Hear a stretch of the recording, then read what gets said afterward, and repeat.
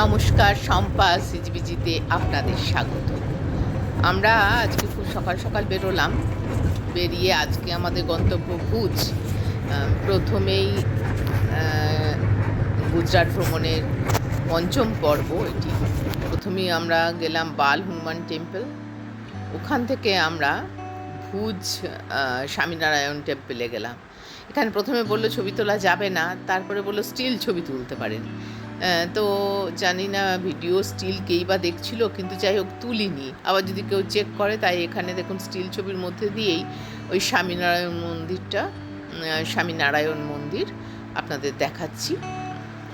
খুব সুন্দর কাজ, খুব ভালো লাগছিল। একদম সকাল, তখন সবে ধোয়াধুয়ি করেছে। এরপর এই যে আমরা এসেছি আর্থকোয়েক মিউজিয়াম।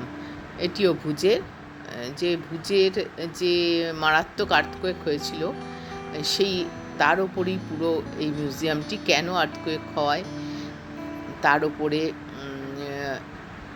এই যে এটা পুরো দেখানো হয়।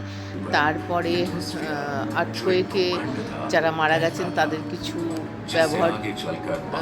ব্যবহারের জিনিস রাখা আছে। এভাবে মিউজিয়ামটি সাজানো। ঘুরে দেখতে গেলে প্রচুর সময় লাগবে, তো আমরা তবু অনেকটা সময় দিয়েই আমরা দেখেছি। তারপর আমরা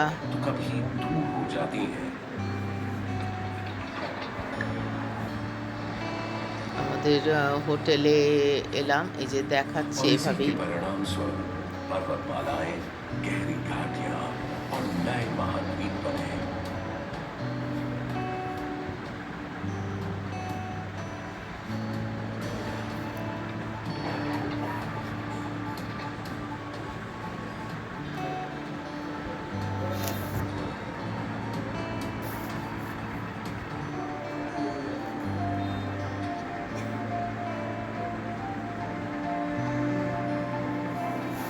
वैज्ञानिकों का अंदाजा है कि 65 करोड़ साल पहले क्रायोजेनिक युग में एक बड़ा महाद्वीप এগুলো হচ্ছে ভুঙ্গা, মানে এইভাবে এখন বাড়ি করে যদি থাকা যায় তাহলে আর্থকোয়েকে ক্ষতিটা কম হয়, তাই এটা সেই বাড়ি।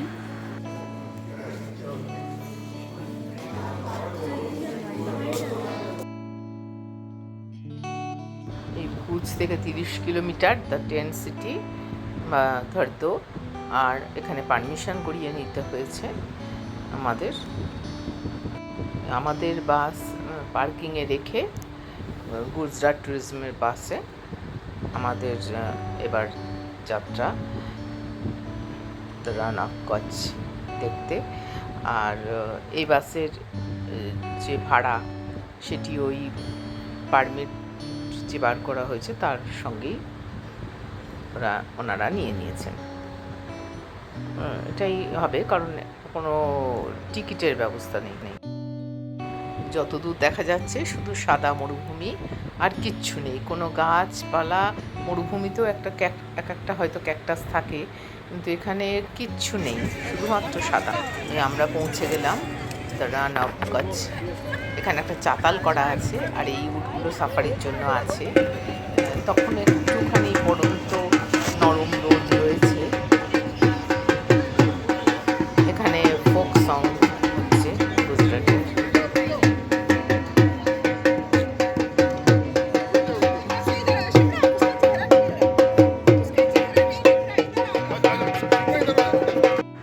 আমরা একটু নেমে চলে এলাম এই লবণ মরুভূমির ওপরে।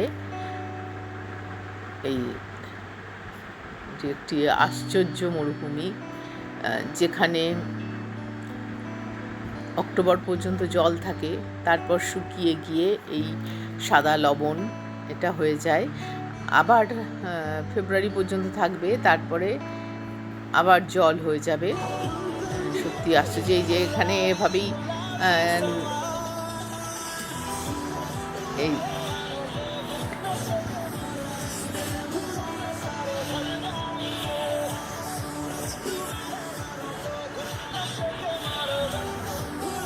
নায়িকা সাজতে ইচ্ছা হলো আর কি। এভাবে ফটো তোলার জন্য পুরো ভিউটা একদম গোল করে পাওয়া যাচ্ছে। সূর্যটা অস্ত যাবে, ভিউটা দেখে নিন পুরো। আমি ঘুরছি কিন্তু ভিউটা আপনারা দেখুন। এটি হচ্ছে পুরো রান অফ কচ্ছের ভিউ। এখানে আবার জামা কাপড় মানে গুজরাটি ড্রেস ভাড়া পাওয়া যায়, যেগুলি পরে ফটো তোলা বা এরকমভাবেই এটার উপরে চড়েও অনেকে দেখলাম ওই ড্রেস পরেও ফটো তুলছে। এইবার সূর্য অস্ত যাওয়ার সময় হয়েছে। অনেক দূর চলে যেতে পারলে বেশ ভালো হতো, কিন্তু কত দূর যাব? যত দূর দেখতে পাচ্ছি মানুষ দাঁড়িয়ে আছেন। একদম সামনে থেকে যদি পারতাম যেতে আরও ভালো লাগতো। তারপরে ওপরের চাতালটায় যদি যেতে পারতাম তাহলে বেশ উটের মুখের সামনে দিয়ে বা কুজ আর মুখ মাথার মাঝখান দিয়ে ছবি তুললে খুব ভালো হতো। এই সময়টা যেন শুধুই অনুভবের। তখন যেন কোনো কথা বলতেও ইচ্ছা করছে না, দুজনে চুপ করে দাঁড়িয়ে শুধু দেখছি যে অসাধারণ আকাশের রঙের পরিবর্তন হচ্ছে। আর ওই সাদা মধ্যে যেন লাল, সে যে বলে বোঝানো যাবে না সে অনুভূতি।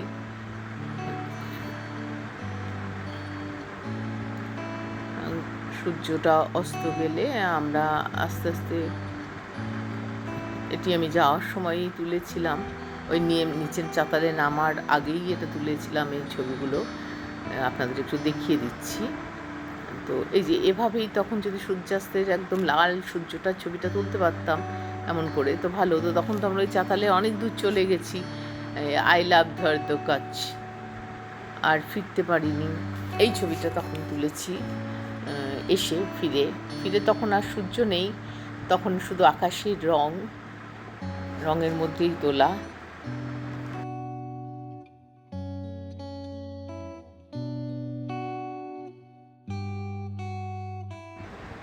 লালে লালে আবির লালে আকাশ হলো লাল, সেটাই মনে পড়ছে। একদম লাল হয়ে গেছে, এই সূর্য গেল পাটে, এই অর্ধেক তো গেছে, মনে হচ্ছে সত্যিই যেন বালির মধ্যে নিমজ্জিত হয়ে যাচ্ছে। কি অসাধারণ না সত্যি! পৃথিবীর কত রং রূপ রস গন্ধ, আমরা কত ভাগ্যবান যে সেগুলো পাচ্ছি বা ভাগ্যবতী, সেগুলো দেখতে পাচ্ছি বা অনুভব করতে পাচ্ছি। এই যে সূর্যটা সত্যিই মনে হচ্ছে যেন মাটির মধ্যে ওই সাদা মরুভূমিটার পিছনে ও ঢুকে পড়ছে, ঠিক এমনটাই লাগছে। আমি সত্যি ফটো তোলা ভীষণ অপটু, অনেক কিছু দেখাতে ইচ্ছা করলেও আমি ফটো ভালো তুলতে পারি। তা আপনারা একটু নিজ গুণে ক্ষমা করে, আর একটুখানি বাকি, একদম তার যেন চলে যেতে আর একটু তার বাকি রয়েছে ডুবে যেতে। সত্যি ডুবে গেল। এখানে একটু ভিড় কম হয়েছে এখন, এবার এসে এলাম একটু লোকসঙ্গীত বলবার জন্য। তারপরে তো ঢুকছি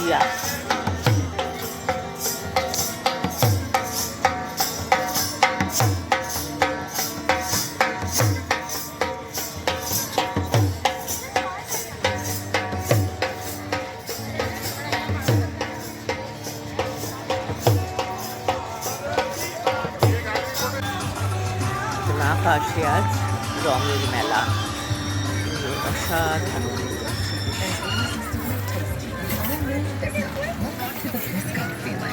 সুন্দর, অনেকটা ব্যস্ত তো চোখ জুড়িয়ে যাচ্ছে। এই উৎসাহ খাপারি করছে এনারা, আমরা চড়া হলো না, আমরা এবার আমাদের টেন্টে ফিরছি। উঠতে অবশ্য উঠতাম না, কোনো প্রস্তুতিতে উঠতে ভালো লাগে না। সন্ধ্যে হয়ে যাচ্ছে, আলোগুলো সব জ্বলে উঠেছে। এই রান বা রন ফেস্টিভ্যালের জন্যে এইভাবে সাজানো হয়। ওই দেখুন পুরো টেন্ট সিটি, ওইটা কিন্তু ওই আলো দেখা যাচ্ছে, পুরো টেন্ট সিটি, আর এই আলো দিয়ে পুরো সাজানো হয়েছে, এই পুরো লাইটিং। এই আশ্চর্যের কথা যে আর 2 মাস পরেই আবার এই দুটো পাশ কিন্তু জলে ভরা থাকবে। এখন আমরা এরকম দেখছি, তখন থাকবে পুরো জল। এই নভেম্বর থেকে ফেব্রুয়ারি শুকনো, তারপর জল থাকবে। টেন্টে ফিরে আমরা ফ্রেঞ্চ ফ্রাই এবং চা খেয়ে, এই যে আমরা বনফায়ার আমাদের জন্য এখানে ব্যবস্থা করে দিয়েছে ওনারা, আমরা এখানে সবাই মিলে বসেছি এবং আমাদের গুজরাট ভ্রমণের কাজ তো স্বাভাবিক। সব থেকে ভালো লাগলো এই স্মৃতি আমরা এখানে আজকে করে দিতেই জানতে চাইছি, বা আমরা নিজেদের মধ্যে এটাই ভাগ করে নিচ্ছি কার কোনটা ভালো লেগেছে।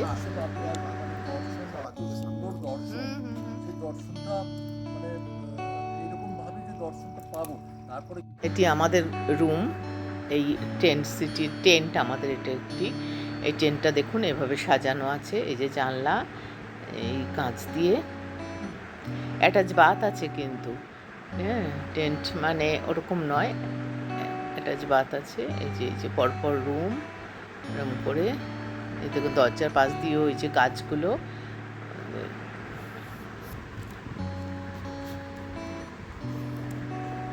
যে ভুঙ্গা, ওখানেও এভাবে কাজ থাকে।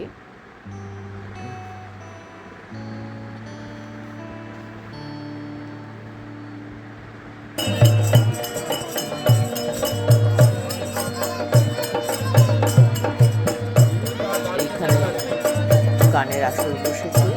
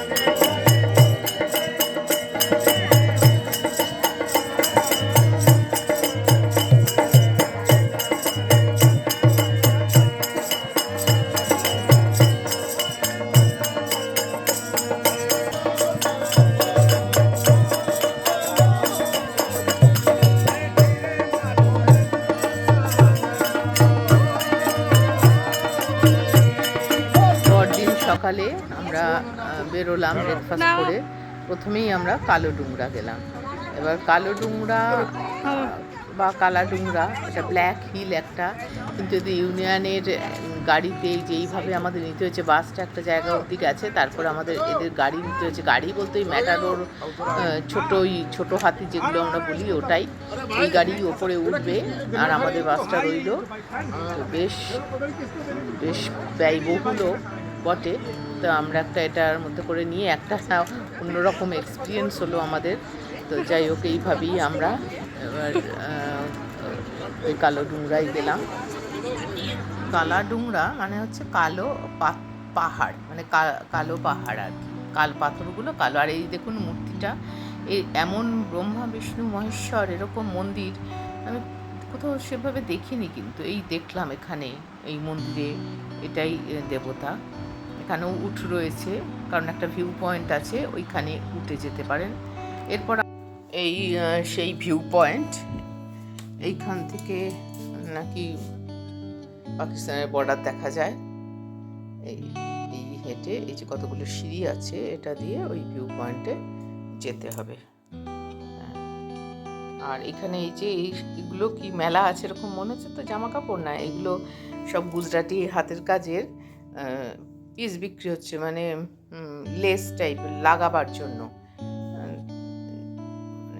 ডিজাইন করা সালোয়ার কামিজ পিসও পাওয়া যাচ্ছে। এরপর আমরা আবার ওভাবেই ব্যাক করলাম। এই ম্যাজিক রোড দেখলাম, যেখানে সত্যি স্টার্ট ছাড়া গাড়ি নেমে এলো। তো আবার আমাদের বাসে উঠলাম, বাসে উঠে এলাম আমরা এখানে রোড অফ হেভেনে। সত্যি এটা নামকরণের সার্থকতা আছে। এখানে এলে এই যে বাসেই চলছি এই রাস্তাটা দিয়ে, কিন্তু মনে হচ্ছে যেন কি একটা শান্তি, স্বর্গে বোধহয় এমনই শান্তি বিরাজ করে। এই অনেকেই নেমেছে, এখানে উঠেও যাওয়া যায়।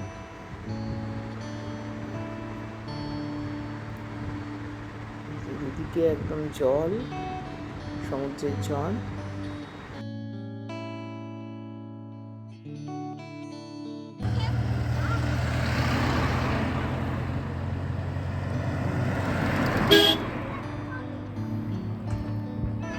পরের পর্ব নিয়ে আবার ফিরে আসছি, দেখতে থাকুন সম্পাস হিজবিজি। ভালো থাকবেন সবাই, লাইক শেয়ার সাবস্ক্রাইব করবেন।